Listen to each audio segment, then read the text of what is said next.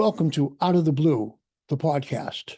When a cancer diagnosis comes out of the blue for you or someone you love, you're not alone.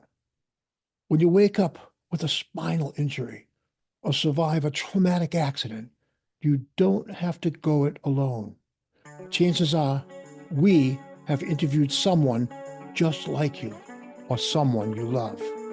If something from out of the blue grinds your life to a stop, join me and my co-hosts, daughters Jackie and Samantha, and son Vernon, and our inspiring guests as together we find the way forward. I'm Vernon West, and this is Out of the Blue, the podcast.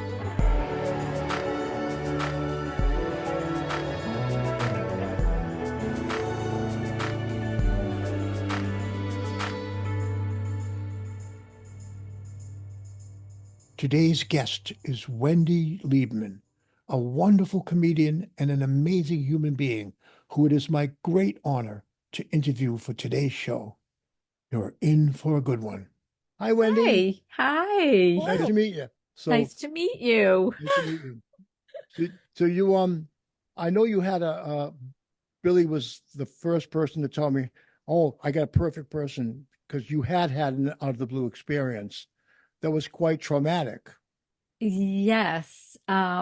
Before I share it, I'm wondering what instigated, I know this is not my podcast, but I'm wondering what instigated. Me doing this? Yeah. Oh, I'll tell you, it's easy to say that. I even have it written down, but I know I don't have to read it. I basically got leukemia. I mean, I was a very active musician and playing all the time and enjoying my life as a musician. And I just got a cough, and this little cough was just nothing really. Just I had a 99-degree fever, and we were going to go down for a little vacation, my wife and I, and a weekend vacation, because I could never take time off. I'm always working.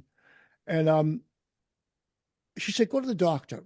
You know, maybe get some antibiotics, and then we can go down the Cape, and you can take them and get some R&R, and you come back, you'll feel better. I said, all right, I don't like to go to the doctor. I've been in the hospital twice in my whole life. I don't like them. But anyway, so I went to the doctor, and he says, oh, you have that same summer cold last year. It's nothing to worry about. I'm not even going to prescribe you anything. Just go home, go on your vacation, have a rest. So I go home. He takes blood, and he does a chest X-ray. And I go home, and the next thing you know, in the morning, I'm packing the car, and I see I got all these missed calls from an unknown number. And I go, I never really respond to those, but it was so many. I thought, this person really wants to talk to me. So I called it. It was my doctor's home cell phone, his own personal cell phone. He says, Vernon, you have to get right into the emergency ward for a full blood workup. I said, why? He says, your red blood cells are down. You shouldn't even be talking to me right now. Your red blood cells are so low, and your white blood cells are through the roof, and that doesn't look good. So get right in there. I said, really, doc? Can I just do it on Monday? He said, nope, get right in. Oh, geez. I went in, and then I remember when I got in there, and they took my blood, and they hooked me up to all the machines and everything. I'm going, oh, geez, what's going on here? And no one would tell me anything. And I was saying, well, can someone please tell me what's going on? And they said, well, just a minute, Mr. West. The doctor will be over to see you in a minute. And then the doctor comes over, and he's like, this kid looks like Doogie Howser. It's got like, They all do. Yeah, it's like this age. He's like 12 years old.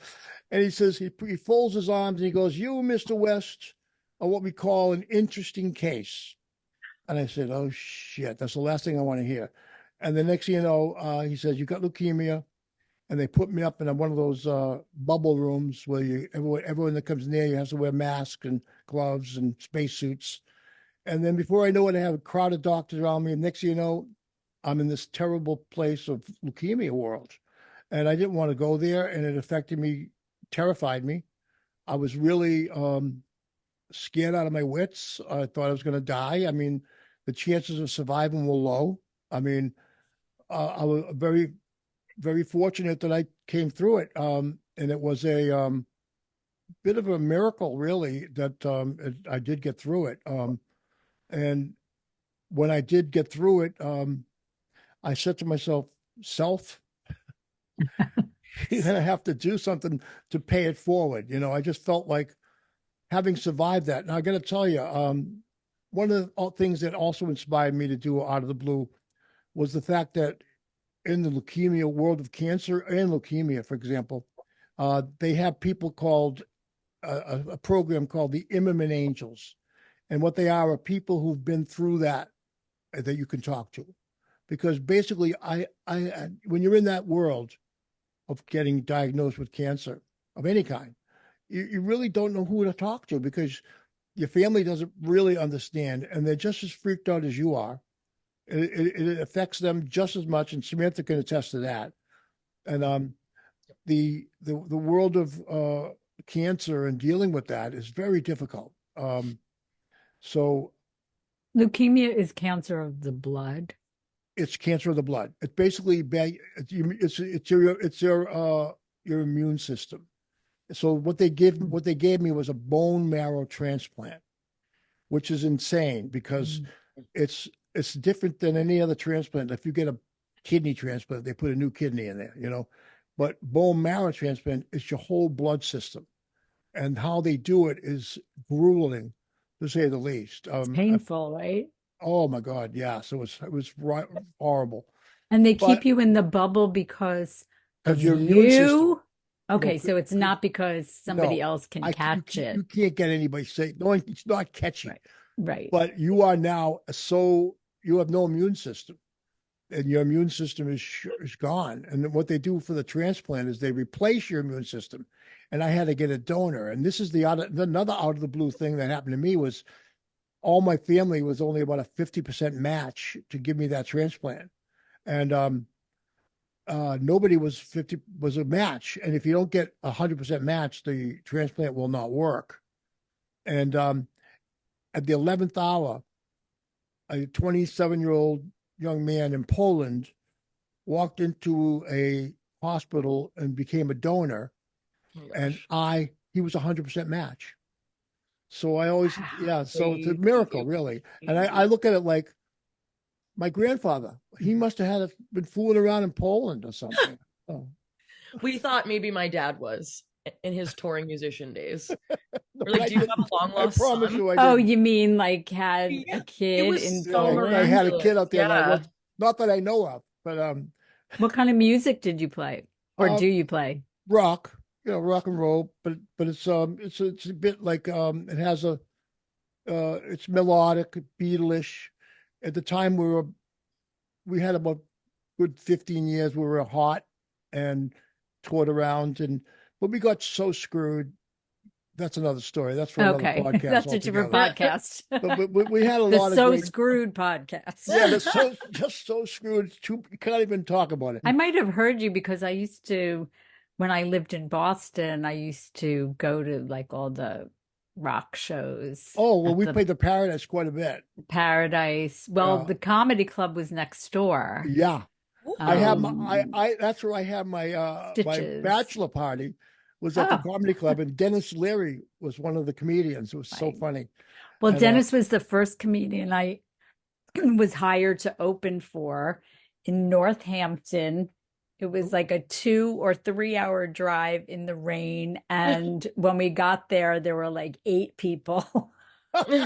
But it was my second paid gig. The first paid gig was at the International Pub in Revere, and they oh paid no me way! $25 in singles. I felt like a dancer.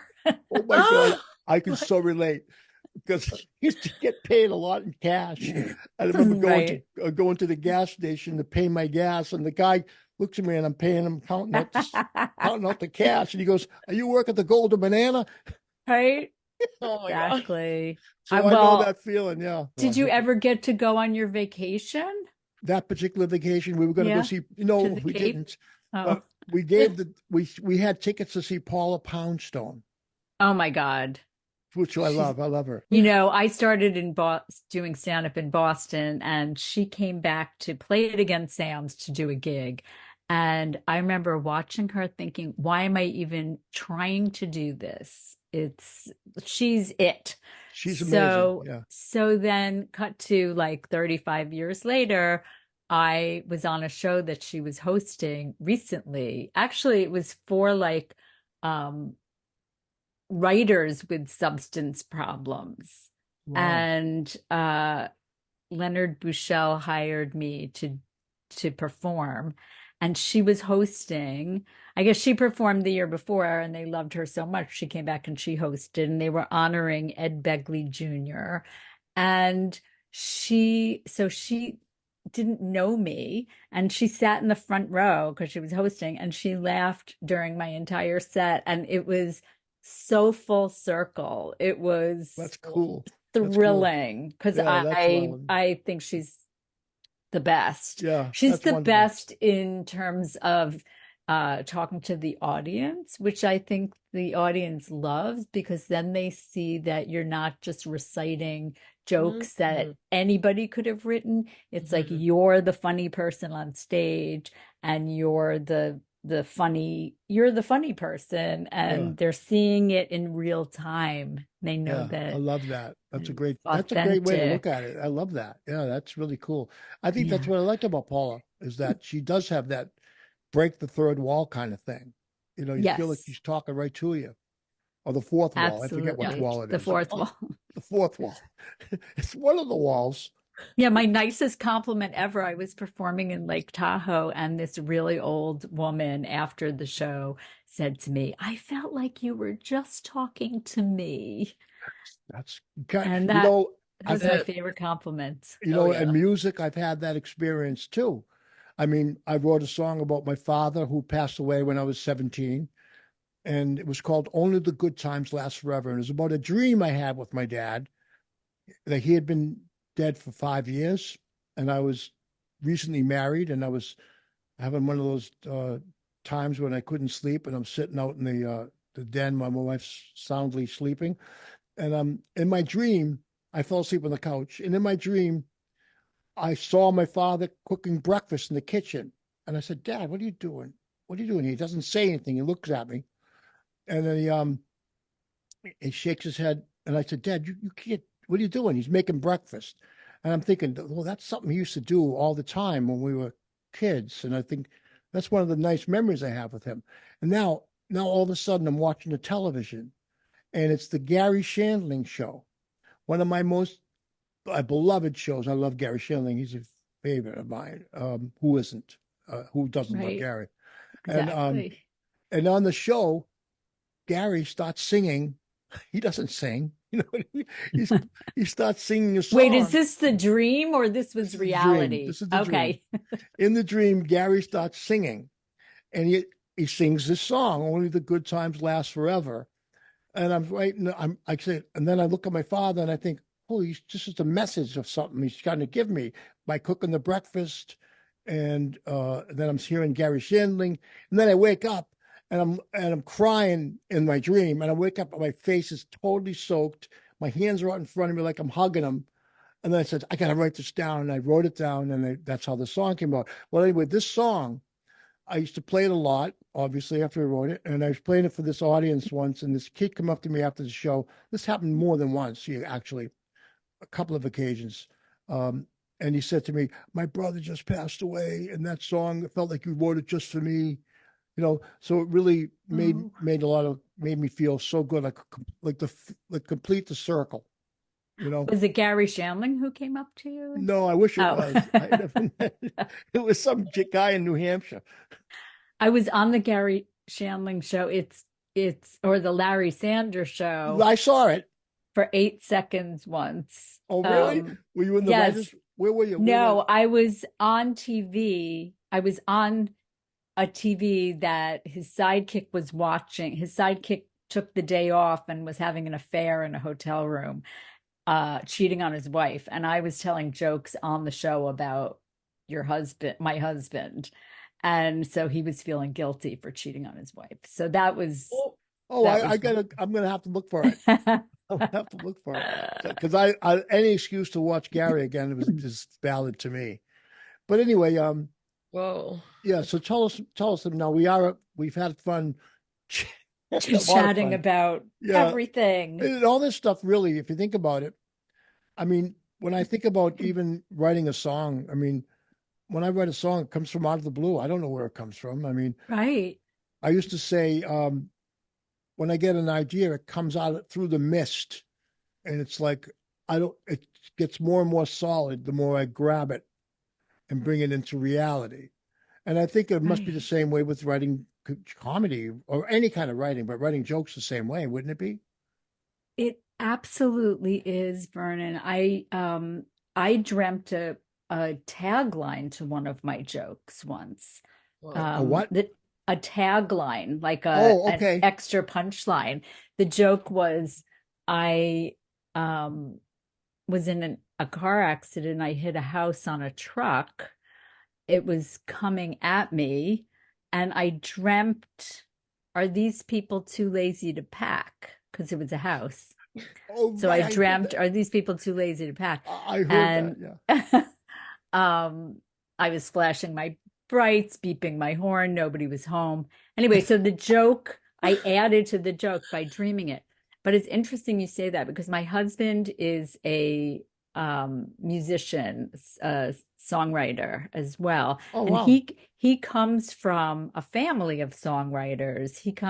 His father and uncle are the Sherman brothers who wrote a lot of the music for Disney in the 60s. Wow. That's They cool. wrote Mary Poppins and Chitty Chitty Bang Bang, and they wrote the song It's a Small World, and they wrote Jungle Cool. Book. And so my husband did a documentary about them called The Boys, the Sherman Brothers story, because you know all their music, but you don't know them, and they're brothers and they never got along, but they wrote all this music. Wow. And I think it was Stephen Schwartz, the composer, who said, and I might be wrong, but I'm attributing it to him. He said, when you write a music, it's like you're putting your hands under the water of a faucet and you're shaping it. Like the music's always there, but Yeah. you have to gather it and shape it. Um, Hmm. and my husband writes music and he's like, I don't know where this came from. I couldn't recreate this. Like I wasn't thinking about it. It just Right. happened. It's like, And I know I wrote a joke or a couple of years ago. That's recent for me. But the joke is I had a little black dress with spaghetti straps and then a larger black dress with lasagna straps. And I don't remember thinking that joke. It's like the joke thought me. right? Whoa. You Oh, know what wow. I mean? I love it. Yeah. So, but Cool. yeah, you want to hear my out of the blue? Yes. I think just about everything our lives are pretty much out of the blue. Let's face it. I mean, think about how many millions of sperm were swimming for that egg. We have Mhm. Wendy's sperm made it, Samantha's sperm, Vernon's sperm made it, but what about the 999 million others that didn't make it? Exactly. And So, I'm not a good swimmer, so I don't know how I made it. I guess the other ones were wearing, I don't know. yeah, Mine was right. wearing a life vest or something. I Yeah, don't something happened, know. but it worked out. That's all. But I mean, everything is, I mean, especially when I speak to other people, a lot of people I speak to are artists. So out of the blue experiences sometimes are a little bit more stranger to them. But I still think that people should think about it because I think that is something that does connect us all. And I think that's so you're going to share with us your recently, well, not that recent, but at least 4 or 5 years ago. It was 2017, Okay. 2018. Well, 6 years ago That's then. recent. That's Yeah, that's Yeah, pretty recent. recent. it feels recent. I Mhm. bet. Yes. Um, because I'm still reminded of it. And I want to preface all of this by saying I don't believe in what if, like what if I had taken a different route or was 5 minutes later. I don't believe in that. I believe in what is. It was out of the blue, but it was meant to happen. Okay. Like Okay. Mm. it was I an inevitability Yeah, that this happened to me. Wow. that's Um, that's a s- wonderful interpretation of the out of the blue experience, actually. yeah. That's really remarkable. You hit a point there that I completely agree with you. But go ahead, tell us it's about your experience. So, Let's hear it. so I was going to lunch with a friend that I hadn't seen. And he told me where to meet him. And I parked my car, and as I was waiting to cross the street, I saw that next to the restaurant was a clock repair place where they could repair your watch or your clock. And in the trunk of my car, I had had a clock that I had been driving around with, thinking I should get this repaired, Clock but repair. it just happened to be there.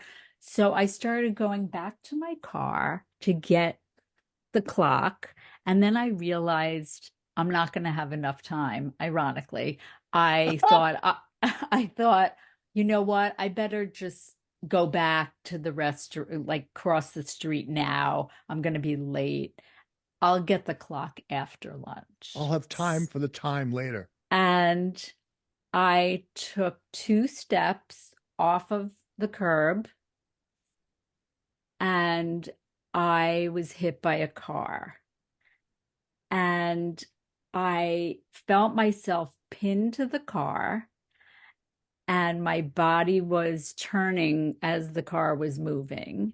And I remember thinking, oh, this is what it's like to be hit by a car.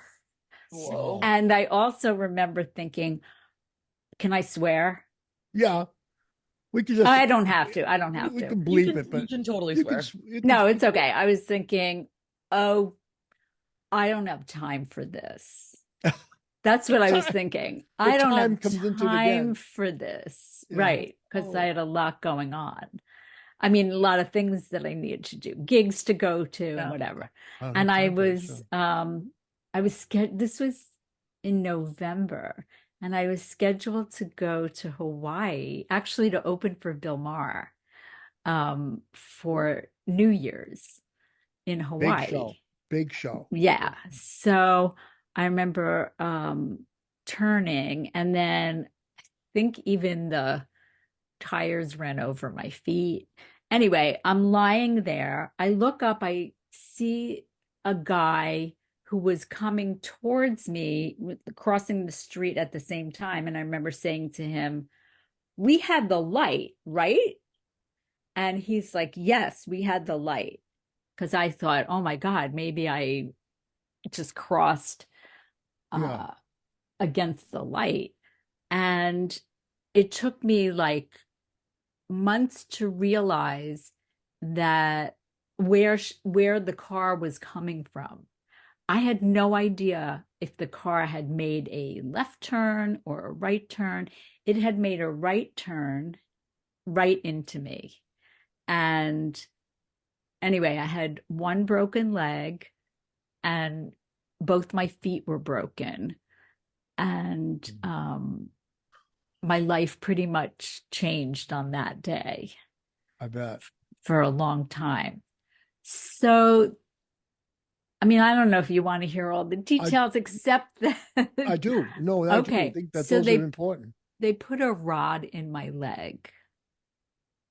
But when they put the rod in my leg, it wasn't a leg doctor that did it. It was a shoulder doctor. Oh my goodness. And I mean, he still could have done a good job, but he was on call. Right. That's Right. okay. Mm. So I don't know how to explain this except to say that if these are my feet, my knees were right, but this foot was like this because they rotated the rod Oh 18 degrees. boy. So, but nobody knew that until the cast was off. But I was in Oh. so much pain Oh my goodness. because my leg was not in the right position. Right. And all the doctors were like, you should be walking by now. And I'm asking for more pain medication. And I totally get the opioid addiction problem because it was addictive and I took a lot of it and I had to really be careful Yeah, it's not easy. about that. Yeah, I could totally understand it, getting addicted to that. Yeah. So anyway, long story short, they had to wait until my leg set and then they had to re-break that bone and Oh my goodness. Yeah. recalibrate the rod. And so then it took twice as long for me to heal. So I Yeah. was in bed for 14 months. Oh boy. And so my life changed that day. Now, Yeah. what I'd have to tell you is it wasn't all bad because I felt so loved. Mm. I heard from people out of every facet of my life. And I just, I felt protected by people. It's wonderful. It's so wonderful. And also my husband treated me like the princess I was born to be. Yeah. But the queen, as Samantha would say, the queen, Right. you know, Yes. you are the queen. But I completely commiserate, identify with that because same thing. I spent 9 months in the hospital, and I couldn't walk, and I was stuck in bed, and it took me a while to get out of the bed because I had to get a lot of the things that happen with leukemia are uh, not leukemia. I mean, they're sort of like the side effects. Right. Well, if your immune system is Yeah. compromised. And one of the things that happens is that I got a brain tumor or something like that, for lack of a better term, and that Oh, took away my right motor functions. So for a while, I had no right arm and no right hand. And as a bass player and as a writer and as an artist, I need my right hand. I was completely freaked out about that. And I went through a long time of therapy to get the right hand back, which I do have the right hand back. The right leg is coming back. But I know what you're saying though, because that's what changed me. That's why I said I wanted to pay it forward, because what I remember from all the experiences of you might say the arduously terrible experience of being in the hospital, of having this thing to deal with, as I do remember nothing more than all the love. I mean, I'm talking the everyone, the guy that came to clean my room, the people that came in to change the bed sheets. There was so much love. Of course, my family, of course, my friends. I heard from so many people I hadn't heard from in decades. Matter of fact, they showed up in my room. Some people that I hadn't seen in over 30 years, they showed up. People that were my roadies when I got the big screw job, and they showed up, and that was pretty right. amazing too. But Right. And I said I healed at the speed of love. oh, I Oh, love that. Healing at the oh, speed of love. And I needed a break. Like I should have been more specific, not my leg, Yeah, but right. I had been traveling for years and years, and it was like I was exhausted. yeah. So 14 months in bed. I wasn't in the hospital. I just wanted to clarify that. I was at home, Well, but it was a no long different. time. You know, Yeah, no, you don't have the independence. It's the right. I same couldn't ball of. do things for myself. It's the same ball of crap. You know what I mean? You have to deal Ball with. of crap. You have to deal with not being able to get up and get that. You I know, know. you know what I I mean? had to pee in a jar. My Oh poor yeah. husband. I owe my husband big time. I have the same feelings about my wife because I've had to pee in many a jar. So But yeah, it's all definitely. about the pee jar, Vernon. Um, But only the good times last forever. Isn't that really what it comes down to? That's what I feel like I learned about. It was a self-fulfilling prophecy for me, because I felt like that the only things I remember about all this stuff I went through, there was a lot of horrible stuff. I mean, there was times when it was so dark, I couldn't believe it. I didn't want to live. But when I look back now, all I remember is the love. That's it's the only really thing that true. it's the I only thing that also remains. remember the settlements I got. Yeah. That's good. I didn't Right. get it. But look, You good didn't for get a you. settlement. I No know. settlement for leukemia. So Although it was right before COVID that this happened. I oh right. performed two shows. I was better and ambulatory. I did two shows and then came lockdown.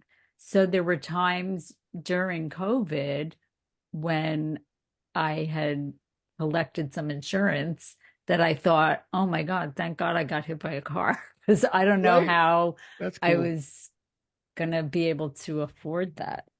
Yeah, you're right. So Because when you're a working artist, musician, or comedian, yeah, you gotta work. yeah, You know, that's our livelihood. I yeah. did do Zoom shows. They had Really? shows on Zoom. Oh, Yes, oh, it that's too. was it was a whole new experience, and I likened it to when I first started going on the road doing stand up. I would have to do radio in the morning to publicize my shows, and I didn't know anything about being on the radio. So it's just another skill I had to learn to Zoom my comedy shows. There were Right. times where I would be performing and then I would hear, when is Bobby coming on? Like people would be sitting in their squares. There was one time there was somebody in their square, and all of a sudden it went cloudy, like he was smoking a bong.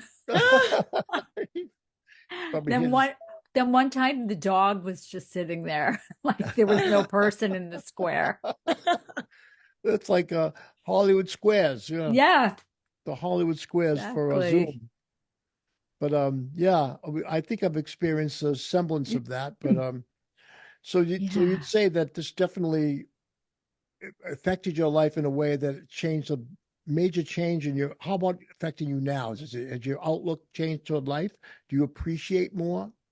I want to say that I do. I think that I do. Like there are times when I get out of bed and I think, I couldn't do this for 14 months. So I should be really happy that I can Yeah, get to the washing machine, right. like that I could do laundry. You can do laundry. Um, Wow, that's impressive. but here's the other thing that I wanted to share, and that is like my life, I have so many weird coincidences in my life, like Mm. really weird coincidences. And I think maybe maybe everything in life is kind of perfect, and the coincidences are there just to remind you Oh, that everything is meant to be, or um I mean, I'm not saying you should step back from your life and let it happen to you, No, right.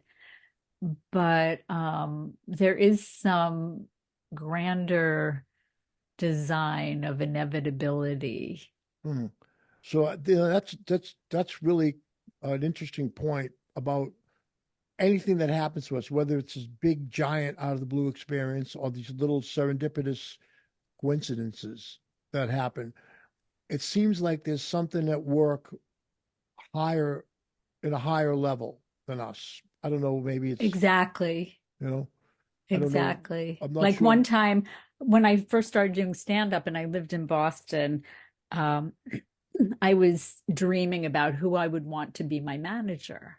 And I thought, oh, I like the guy who manages Stephen Wright because I loved Stephen Wright, the comedian. Yes, And yes. this was before, this was in the 80s, and this is before the internet. So it took me like a little while to figure out who that was. And his name was Tim Sarkis. So I was going to call him. I had a day job. So when I got home, I was going to call him. Well, I get home and I hear my answering machine, and there was one message on it, and it was from Tim Sarkis. And he had heard about me. Wow. And I'm like, oh my God, That's that's beautiful. crazy. Yeah. whoa. It, So, it's what a small world, 6 degrees of separation. I mean, my cousin went to school with Stephen Wright, oh, and he told me stories about him, how he was the least funny person that they hung around with. He was just quietly observing everything. right. And who He's knew he was so filling all his funny. notebooks with all this stuff?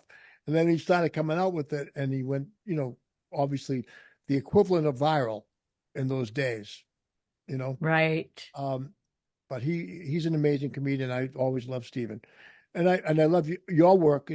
Kind of reminds me a little bit almost of your observational humor.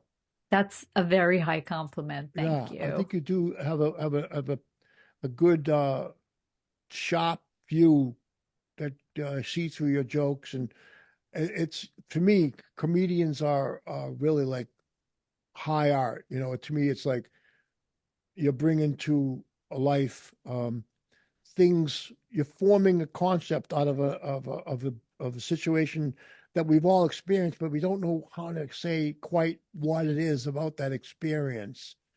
And then a good comedian will point out what it is, the irony of it, or satirize it or something. And I think it's really a function that is so important to us all in society, you know, to have that. Well, So it's a way of helping people think there could be a different way to think about things. there So you go. I try to think of it as hopeful. Like it's hopeful that you don't have to be stuck. I mean, I started doing comedy, I was very depressed. And I think it was my way. Like I liked making people laugh instead of crying by myself. It was, it, it gave me hope. And Yeah. the older I got, the more I realized none of it's about me. Like it's about the audience. But So, it's so good. It's so good to hear that. I really feel that that's what the goal of this show is to make people uh, see these things. And I mean, I feel like this, we're on track for, uh, so on track with the message that I want to put out there with Out of the Blue.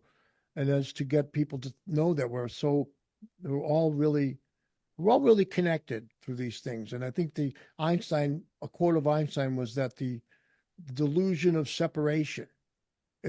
We're not really separate. You know, we're really kind of like you thought of that manager, and there he yeah. is on your phone. I mean, that's Oh, here's another coincidence. So, when I was in college during the summer, I used to work in Montauk, New York.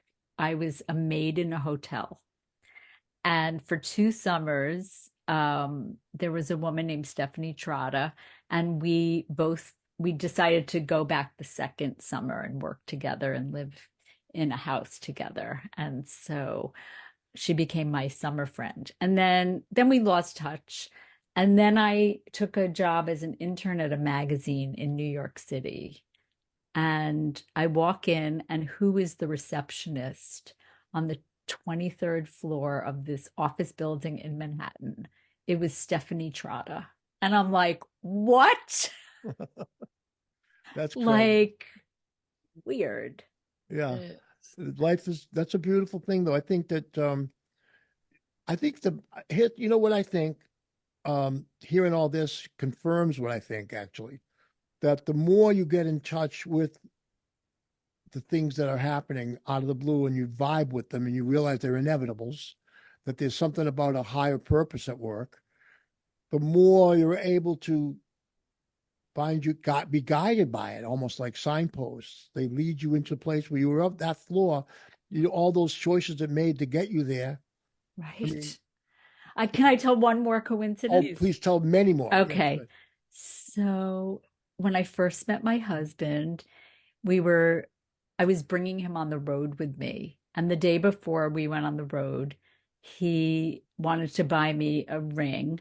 And as he was paying for it, the woman pointed to a book and said, "This book just came in. Do you want to buy this?" And it was called The Pop-Up Book of Phobias. And you would open it up, and it was like a pop-up book for adults, and it would be like a dentist drill or a tall building or a spider. And we're like, $25. No, that's cute, but whatever. Okay. yeah. So we fly to Hasbrook Heights, New Jersey, and I'm talking with the other comedian, and I said, how long have you been doing comedy? And he said 8 years, but I also just wrote a book called The Pop-Up Book of Phobias. Wow. And Wow. my husband and I were like, what? Yeah, your jaws hit the floor. That's what happens. And he gave us a copy. Well, you didn't have to buy it after all. Yeah. Oh, Saved the and by place. the way, I did eventually go to Hawaii with Bill Maher when my leg was better in 4 years later. How was that? Was it a So, great show? oh, it was so much fun. Jeffrey Ross was the other comedian. Oh, I know Jeffrey. Yeah. And one night it was uh Woody Harrelson was there and Peter Farrelly. He lives there, Woody, doesn't he? Yes. He lives out in Hawaii. Yeah. And That, then one night it was Pearl Jam, Eddie Vedder, and Sean Penn. It was surreal. It was surreal. that is, sounds surreal. It does. And Yeah. And that Bill was just so nice, and all of his friends were just, it was awesome. It was a yeah, trip of a lifetime. I bet. And you got a vacation too on top of it. Vacation. I ate the 4 best meals I ever ate. How long were you there? It was 4 nights. 4 nights. Yeah, 4 nights. The 4 nights of the gig. There were only 2 gigs. 2 gigs. So you had 2 So nights. the first 2 nights it was just vacation. Oh, there you go. So, That's the yeah, best part. it One was of the best parts of lovely. being a musician to me was always getting the chance to see the world and get paid to do it. But Right. And plus, when you're on the road, you don't have to do laundry. that's true. You get someone else throw it in the thing and they'll take care of it. When I had gone to Switzerland, I also went to Italy and I got to experience a lot of wonderful things in the world. And I was getting paid to do it. It was amazing that I could go there and see the world and have a wonderful vacation. And all I had to do was get on stage and play a little bit. And to me, Right. that's the fun part. Right. People used to ask me when I played clubs or venues, whatever. They say, "You get paid to do that, huh?" And I said, "No, I don't get paid to do that. I do that for free. I get paid to sit here between the sets and hang." Right. To be Well, Mickey Dolenz lives near us, and we've befriended him. He's a friend of my husband's, and he said he gets paid to fly, like to travel. That's what right. the money is for. But when he's on stage, it's like fun. That's the fun part. Yeah, you Oh, do that for free. yeah. The hard part is the travel. I felt like I was name dropping just then. No, I'm no, no. sorry. I'm Okay. glad to hear it. It's nice to know that your husband knows Mickey Dolenz. He's the nicest guy. He and his wife are just lovely people. Yeah. I was a fan of the Monkees as a kid. Oh, I know, but I was in love with Davy, and so I finally got to meet Davy at Mickey's wedding, and you know what? He didn't do it for me anymore. really. Are you Oh, too young to know who that I know the is? monkeys. Oh my Samantha God. knows them I because do. she's Believe my me. daughter, so she's heavily inundated with music. Are you in the band? Are you a Well, musician? Oh, she's in some of the videos There's a we've done. few. I'm in one of them. She My dad was- has a few bands, but yeah, she's I'm in one. one of the bands we did we did a little while called the VW Bus Band, Ooh. and yeah, it was. The one my- I'm in is called Your Mother's Onion. So it's a little bit better. Okay. But Your mother's onion. she's there wearing a raspberry beret, hitting the tambourine and singing backup. It's pretty good. She was actually pretty Awesome. good. And Yeah, the one that I do with my brother and sister and my dad is a little bit more jam band style. It's nice. yeah, we do I that Walk too. around on electric. The family band, The family Yeah, we have band. like So- the Partridge Family. Yeah. But I come from also a family of musicians. My uncles were jazz. My uncle was a jazz Oh. musicians, and my father was a singer and an artist. I do think it's genetic It is because both of my stepsons are crazy good musicians. There you go. And yeah. It's definitely So genetic. It's something in the blood. But I had that same upbringing of music all the time, and it definitely affected me and in a good way. I think I learned that at an early age that matter of fact, the reason I became a musician, I mean, my uncles were I was like 5 years old and I was watching television, and I think Louis Armstrong came on the Ed Sullivan Show. He started playing When the Saints Go Marching In. And I'm sitting there watching him and kneeling on the front of the TV, the black and white screen. And in comes all my uncles. They were in the other room, and there was a funny smell. I don't know what it was, but I think it might have been cannabis. I don't know. But they came in the room and they were like, "Oh man, it's the doctor." And they called Louis Armstrong the doctor. And I went to my mother that night. I said, "Mom, I want to be a doctor." And she said, "Oh, great, We can have a doctor in the family. Little did she know I did not mean the kind that really makes, That's you know, and hysterical. yeah, so that's what I one of the reasons I took up trumpet when I was 7. And then by the time I learned that that was the different kind of doctor that I still That's wanted to be a doctor. hysterical. Well, I remember I was watching Merv Griffin or Mike Douglas, and Phyllis Diller was on. I was like 11, and I heard her say, you have to make them laugh. And then just when they think they're done laughing, you have to hit them again. And I'm like 11 going, I know what you mean. Yeah. Oh, And so well, I feel like that was the first time I was like, turn on to that is pretty joke cool. writing. Yeah, I would Yeah. say so. Yeah. And then I watched Laugh-In and fell in love with Yeah. Lily Tomlin. You know, my So, at a young age, I used to. I mean, I had one hit like in 1979, and this hit was predicated my big giant screw job. But I always learned at a young age, being that I loved Louis Armstrong and I got into music for that sort of because he made me feel good. I felt like he was like a doctor, and I felt like music was something I could do to help people feel better. But also because I can relate what you said about being depressed, because I think that my life, my father had a tough time with alcohol, and he we had a kind of a tough childhood, and I was depressed, and music was my way of making other people happy, but it made me happy. And I really related to what you said. That's so true because that's how I got happy, by using music to help others to feel happy. And it made me feel good. I was doing something with my life of value. But I used to have a fantasy about writing a hit song. And a hit song I always thought meant it hit you in the heart. oh, I didn't know the business term, because the business term means it's the top 40, it's number 10 with a bullet, or whatever the things they say in the musical world. But I thought it meant it hit you in the heart. And I always was endeavoring to write music like that, to hit Wow. people. Yeah. So I'll share one beautiful experience I have of that. Is I put out an EP like in 1987, and on this was a song called "Carry Me Back." There's a bunch of songs on it, but this one particular song. And I remember coming out of a show, and this 14-year-old kid was waiting there because he couldn't get in. It was 21-year-old only. And he says, "Could you sign this EP?" And he had my EP, and I signed it for him. I said, "Well, thank you how'd you hear this? Tell me about it." He said, "Oh, me and my grandfather loved the song Carry Me Back, and we always listened to it." I said, "Oh, that's wonderful." He says, "Where's your grandfather? Do I know him?" He says, "Oh, I just came from his funeral." And we played the song Carry Me Back at his funeral.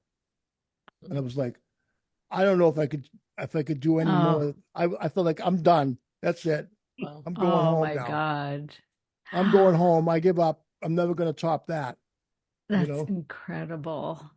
But that's the kind of experience I think music, and I think comedy is the same thing. It's like you're taking experiences and using them to uplift people, to And get them, connect them. connect them. That's a really important Yeah. aspect of it.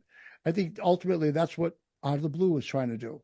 We're trying to connect people through these incidences of people's lives.